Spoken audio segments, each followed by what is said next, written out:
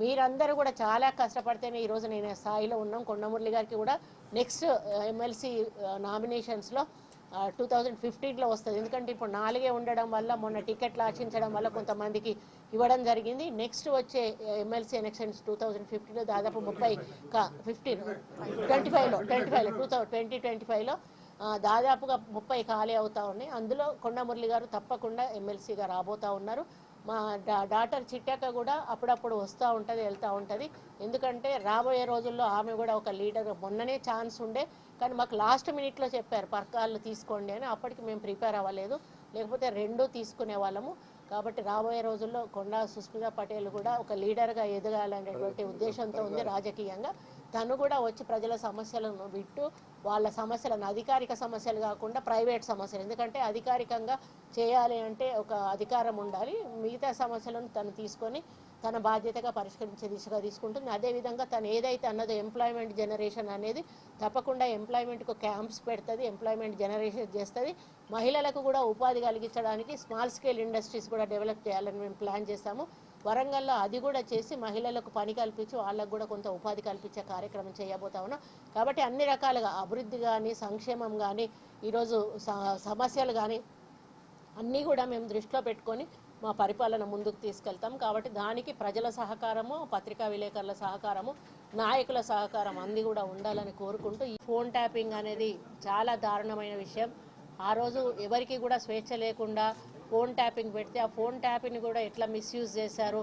మరి వ్యాపారవేత్తలు అయితేంది, రియల్ ఎస్టేట్ వాళ్ళని అయితేనేమి, హీరోయిన్లను అయితేనేమి, ఈ విధంగా ఎంతోమందిని ఇబ్బందులకు గురి చేయడమే కాకుండా కోట్ల రూపాయల వసూళ్లు చేసి ఈరోజు ఆ యొక్క మరి ఆధారాలు కూడా లేకుండా ధ్వంసం చేసినటువంటి పరిస్థితి మనం చూస్తూ ఉన్నాము. అదంతా కూడా అందులో మా ఫోన్ కూడా ట్యాపింగ్లో పెట్టడం జరిగింది మురళి గారిది.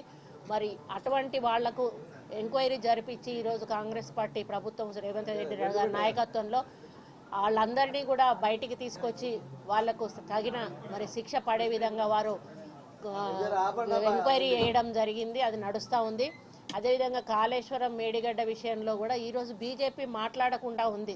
ఎందుకు మాట్లాడకుండా ఉంది కాళేశ్వరం మీద ఎంక్వైరీ మీద అనంటే, ఈరోజు కాళేశ్వరం నుంచి మెగా వాళ్ళు ₹1,000 కోట్ల రూపాయలు ఈరోజు బీజేపీకి పార్టీ ఫండ్గా ఈరోజు ఇస్తూ ఉన్నారు. దానివల్లనే ఈరోజు కేంద్ర ప్రభుత్వం బీజేపీ ఇక్కడ అన్యాయం జరిగినా కూడా మాట్లాడకుండా ఉంది. దీనివల్ల అర్థమవుతా ఉంది వాళ్ళు కుమ్ముక్కయ్యారు మరి మెగా వాళ్ళతోటి, ఆ కాంట్రాక్టర్లతోటి అని చెప్పి.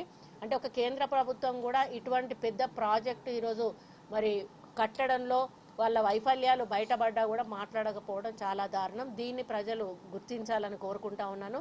మొన్న ఎలక్షన్లలో మా మీద ఎన్నో దౌర్జన్యాలు చేసి మా కార్యకర్తలను బెదిరించి భయపెట్టి కేసులు పెట్టి ఎన్ని రకాల ఇబ్బందులు పెట్టినా కూడా వాళ్ళు ధైర్యంగా నిలబడి మా గెలుపు కోసం కృషి చేశారు. వాళ్ళందరికీ కూడా హృదయపూర్వక ధన్యవాదాలు.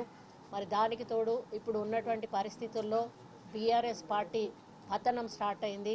మరి కవిత అరెస్టు తోటి ఈరోజు జనాల్లో ఒక సంతోషం నిండుకుంది. ఎందుకంటే ప్రజల సొమ్మును దారాదత్తం చేసుకొని కోట్ల రూపాయలు గడించుకొని ఈరోజు కోట్లకు పడగలెత్తి మరి ఏ తెలంగాణ అయితే తెచ్చుకున్నామో ఆ తెలంగాణ ప్రజలకు న్యాయం చేయకుండా ఓన్లీ కుటుంబ పాలన చేస్తూ కుటుంబం బాగుపడి ఈరోజు ప్రజల నోట్లో మట్టి కొట్టి తెలంగాణను దివాలా తీసి మరి అప్పుల ఊబిలో కూరుకుపోయే విధంగా చేసినటువంటి కల్వకుంట్ల కుటుంబానికి ఈరోజు జరుగుతున్న ఎదురుదెబ్బ ఏదైతే ఉందో ప్రజలందరూ కూడా ఆహ్వానిస్తూ ఉన్నారు. మరి ఒక సీఎం కూతురు స్థాయిలో ఉండి ఒక మహిళగా ఉండి చీప్గా లిక్కర్ దాంట్లో కుంభకోణంలో ఇరుక్కోవడం అనేది చాలా బాధాకరం. మరి దానికి అందులో ఉన్న వాళ్ళందరినీ కూడా అరెస్ట్ చేసి విచారణ జరపడాన్ని స్వాగతిస్తూ ఉన్నాము.